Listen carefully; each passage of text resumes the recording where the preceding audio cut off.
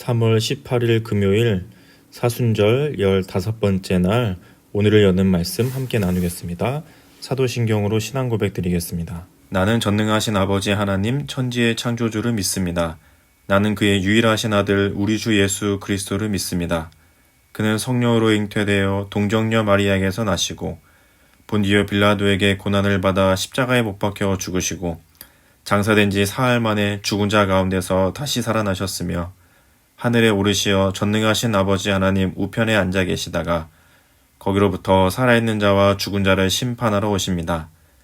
나는 성령을 믿으며 거룩한 공교회와 성도의 교제와 죄를 용서받는 것과 몸의 부활과 영생을 믿습니다. 아멘. 오늘 함께 보실 말씀은 마가복음 7장 31절부터 37절까지 말씀입니다. 마가복음 7장 31절부터 37절까지 말씀을 같이 읽겠습니다. 예수께서 다시 두로 지방에서 나와 시돈을 지나고 데가볼리 지방을 통과하여 갈릴리 호수에 이르시매 사람들이 귀먹고 말 더듬는 자를 데리고 예수께 나와 안수하여 주시기를 간구하거늘 예수께서 그 사람을 따로 데리고 무리를 떠나사 손가락을 그의 양 귀에 넣고 침을 뱉어 그의 혀에 손을 대시며 하늘을 우러러 탄식하시며 그에게 이르시되 에바다 하시니 이는 열리라는 뜻이라. 그의 귀가 열리고 혀가 맺힌 것이 곧 풀려 말이 분명하여졌더라. 예수께서 그들에게 경고하사 아무에게도 이르지 말라 하시되 경고하실수록 그들이 더욱 널리 전파하니 사람들이 심히 놀라 이르되 그가 모든 것을 잘 하였도다. 못 듣는 사람도 듣게 하고 말 못하는 사람도 말하게 한다 하니라. 아멘. 예전에 부터 또 종영된 프로그램이기도 하고 근데 요즘에도 여전히 많이 회자되고 있는 프로그램 중에 우리 아이가 달라졌어요 라는 프로그램이 있습니다. 아이들을 양육하는 데 있어서 여러 가지 다양한 방법을 제시하는 프로그램 이런 설명이 되어져 있는데요. 특별히 아이들이 뭔가 행동으로나 태도가 부모님이 감당하기 좀 어려울 정도로 심각하거나 어려운 아이들이 있는데 그런 아이들에게 전문가가 나와서 해결책을 제시해주고 솔루션을 제시해주고 그 아이가 잘 올바로 자라가게 되도록 도움을 주는 그런 프로그램이었습니다. 근데 한 아이를 봤던 기억이 있는데요. 이 스마트폰을 너무 많이 하는 아이였던 거예요. 나이도 아직 어렸는데 거의 스마트폰 중독으로 하루 종일 보고 있고 엄마가 그것을 제재하려고 스마트폰을 뺐으면 심지어 엄마한테 막 욕하고 엄마를 막 때리고 막 발버둥 치고 막 달라고 막 떼쓰고 엄마는 어쩔 수 없이 다시 주고 이게 악순환되듯 반복되고 있는 모습의 아이를 한번 본 적이 있었습니다. 엄마 아빠의 입장에서 참 안타깝고 마음이 참 슬프기도 했겠죠. 어떻게 해야 될지도 잘 모르겠고 근데 전문가가 나서서 이제 방법을 잘 가르쳐주고 해결되어가는 모습을 본 적이 있는데요. 제가 뭐 보진 않았지만 더 다른 분들은 어땠는지 모르겠지만 아마도 예상할 수 있는 것은 그 아이를 보며 같이 마음이 답답한 분들이 있었을 거예요. 그냥 그 아이의 모습 때문에 답답하기도 했지만 그 아이와 비슷한 자녀를 둔 부모님들 우리 아이도 저렇게까지 스마트폰을 너무 많이 보는데 뺐으면 막 너무 많이 엄마한테 땡깡도 부리고 막 때리기도 하고 안 좋은 태도를 보이는데 그 아이와 비슷한 모습을 둔 자녀를 둔 부모님들은 그 누구보다도 아마 더 답답하고 안타까운 심정으로 아마 그 부분을 지켜보시지 않았을까 우리는 이렇게 생각해 볼 수가 있습니다. 오늘 말씀을 보면 예수님의 그런 답답함이 느껴지는 본문의 내용들을 가지고 있습니다. 예수님께서 31절에 보니까 예수께서 다시 두로, 시돈, 데가볼리 이런 지역들을 다 도셨거든요. 여기는 이제 이방 지역들이죠. 갈릴리 호수 주변의 지역들을 다 돌고 다시 갈릴리로 오셨는데 32절에 보니까 사람들이 귀먹고 말 더듬는 자를 예수님께 데리고 와서 안수하여 주시기를 간구했습니다. 그러니까 나을 수 있게 예수님께 데리고 왔던 거죠. 이 사람은 말을 하지 못했고 귀가 막혀 있었다. 그러니까 듣지 못하고 말 못하는 사람 말을 더듬는다. 듣지 못했으니까 말을 더듬기도 했었겠죠. 말을 잘 못하는 상황 혹은 장애였거나 질병이었거나 하는 힘듦을 가지고 있는 사람이었습니다. 예수님께서 33절에 보니까 그 사람을 따로 데리고 무리를 떠나십니다. 전에는 이런 모습들을 잘 없으시기도 하셨었는데 예수님께서 그 사람을 사람들이 없는 곳으로 따로 데리고 가셨어요. 이 부분에 대해서 여러 가지 해석을 할 수는 있는데 정확히 성경에서는 왜 그랬는지 나오진 않지만 뭔가 이 사람을 보셨을 때 예수님이 특별히 따로 다른 사람들과는 다른 모습으로 대하고 계신다는 모습은 우리가 좀 알 수 있을 것 같습니다. 그래서 이 사람을 데리고 따로 가셔서 손가락을 그의 양 귀에 넣고 침을 뱉었습니다. 그 사람에게 직접 뱉었는지 손에 뱉으셨는지 땅에 뱉으셨는지 모르겠지만 침을 뱉으셨고 그의 혀에 이렇게 손을 대셨다고 성경은 표현합니다. 이게 굉장히 특이한 동작처럼 보이지만 당시에 이렇게 치료 행위를 하는 사람들이 주로 했던 행동이기도 한다고 성경 학자들이 얘기를 하는 거 보면 예수님이 왜 이렇게 굳이 행동을 하셨을까 정확하게 알 수는 없지만 예수님이 뭔가 치유의 행위를 한다고 우리는 볼 수 있었겠죠. 그리고 나서 그 행동 뒤에 하시는 말씀이 참 중요한데요. 34절에 보면 하늘을 우러러 탄식하시며 그에게 이르시되 에바다 하시니 이는 열리라는 뜻이라. 우리 교회의 이름 에바다가 여기서 이제 나오게 되죠. 하늘을 우러러 탄식하셨대요. 하늘은 우리 하나님 아버지가 계시는 곳인데 하나님께서 그 하늘을 이렇게 보시고는 탄식하셨다고 합니다. 탄식은 뭔가 이렇게 좁다. 그리고 답답하다 이런 마음이거든요. 예수님께서 이 여자 귀가 막히고 말을 하지 못하는 이 여자를 보시고는 마음에 답답한 마음, 탄식하는 마음이 드셨습니다. 이 여자가 지금 겪고 있는 이 고통과 어려움, 질병과 장애 같은 이 모습 때문이기도 하셨을 것이고 근데 예수님께 이런 병자들, 환자들이 나온 게 한두 번이 아니었거든요. 그때마다 예수님은 충분히 치료하셨고 고쳐주셨고 이 여자도 분명히 그렇게 고쳐주실 수 있었을 거예요. 그런데 그 여자의 모습을 보시고는 예수님이 탄식하십니다. 뭔가 마음이 답답함이 있으셨다는 거예요. 그게 뭐였을까라고 우리는 생각해 볼 수 있는데 예수님께서 지금 여러 지역을 돌고 나서 갈릴리로 오신 다음에 이 여자의 모습을 보셨거든요.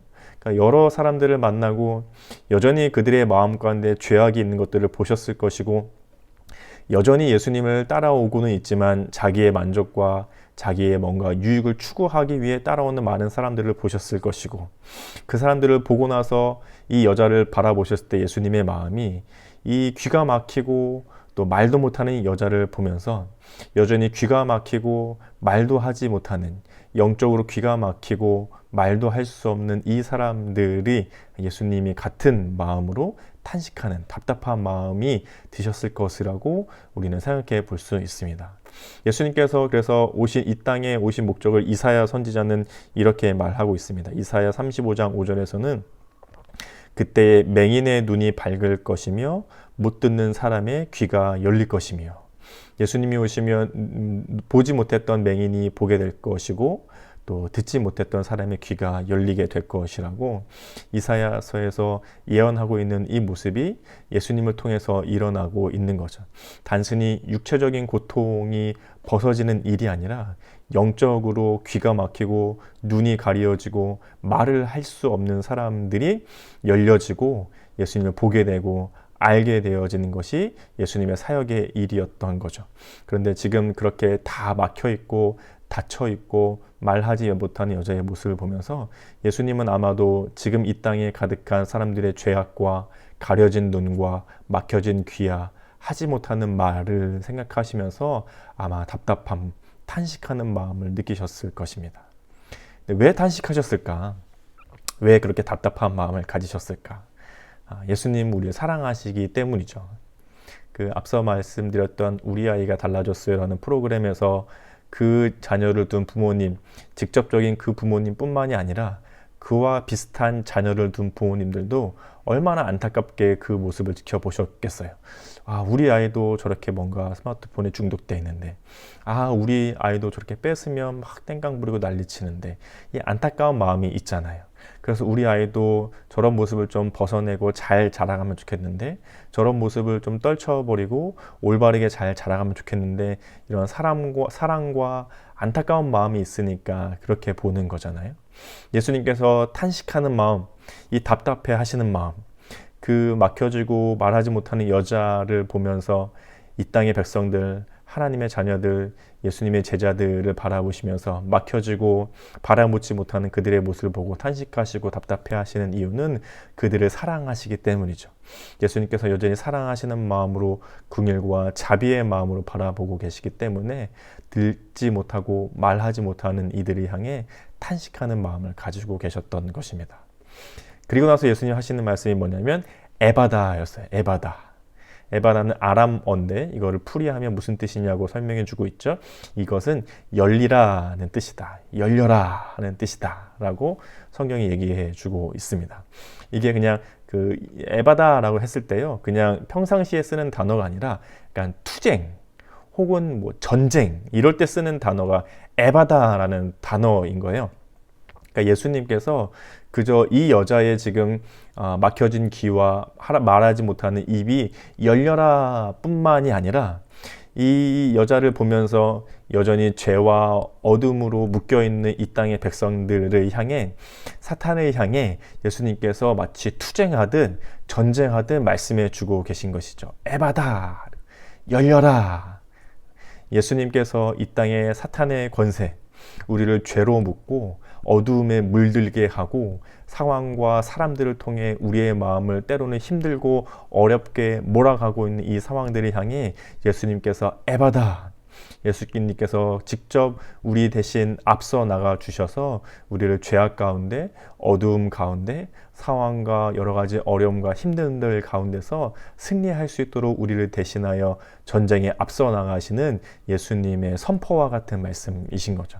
에바다, 이것은 열리라는 뜻이라. 예수님께서 그렇게 우리의 삶을 향해서 에바다라고 말씀해 주시는 것 같기도 합니다.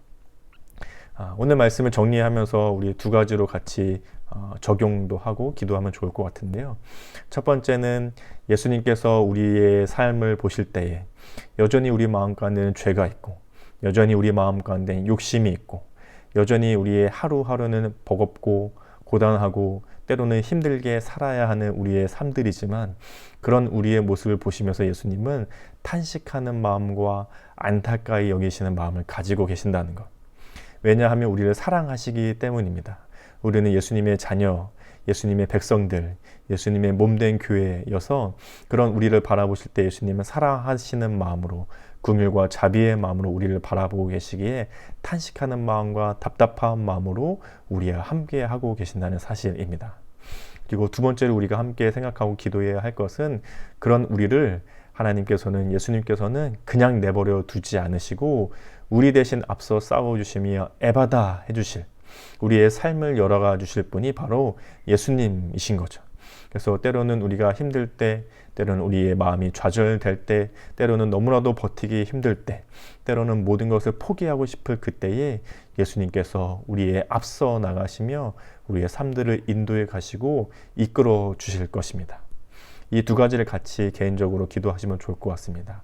우리의 삶 가운데 사랑과 자비의 마음으로, 우리 함께 탄식하는 마음으로 나를 바라봐 주고 계시는 예수님을 기억할 수 있도록, 또 그런 우리를 그냥 두지 않으시고 넘어지도록 그냥 놔두지 않으시고 에바다 하시며 우리의 삶에 보이지 않는 영적인 싸움의 승리로 예수님께서 친히 인도해 가고 계신다는 사실을 기억하시며 또 생각하며 기도할 수 있는 하루가 되시면 좋겠습니다. 또 우리가 계속해서 함께 기도하고 있지만 여러 가지 세계 정세와 나라들이 위해서 함께 기도하고 있는데요. 우크라이나와 러시아 간의 전쟁이 속히 중단될 수 있게 함께 기도해 주시고, 또 경북 울진에 산불로 인해 피해를 입으신 분들과 또 우리 교회가 함께 기도하고 있는 성내 교회를 위해서 같이 기도해 주시면 좋을 것 같고, 확진자가 점점 많아지고 있는 이 코로나19 상황이 빨리 종식될 수 있도록, 또 이 어려움과 피해를 입으신 분들을 위해서 같이 기도해 주시고, 또 방역, 또 의료 이런 일들을 위해 힘쓰고 애쓰시는 분들을 위해서 같이 중보하며 기도하면 좋을 것 같습니다. 그리고 오늘의 우리 공동체 기도 제목은 우리 최원규 원로 목사님의 기도 제목인데요. 개인의 기도 제목은 하나님 뜻 깨달아 충성하는 삶 살게 하소서. 가정을 위한 기도 제목으로는 예수님의 사랑이 이루어지는 가정 되게 하소서. 삶의 현장을 위한 기도 제목으로는 예수님의 사랑을 전하는 삶 살아갈 수 있도록 기도 제목을 내셨습니다. 또 교회를 위한 기도 제목으로는 예수님의 사랑을 전하고 교회의 많은 영혼들이 참된 쉼을 얻어 안식을 전해줄 수 있는 교회가 되도록, 사회와 나라 온 세계를 위한 기도 제목으로는 코로나가 종식되고 서로가 서로를 믿고 신뢰하는 나라와 민족과 세계가 될 수 있도록 함께 기도 제목을 내셨습니다. 우리 최원기 목사님의 기도 제목을 개인의 기도 제목이지만 또 각자의 기도 제목, 우리의 기도 제목을 삼아서 같이 기도하면 좋을 것 같습니다. 같이 기도하시고 주기도문으로 이 시간을 마치겠습니다.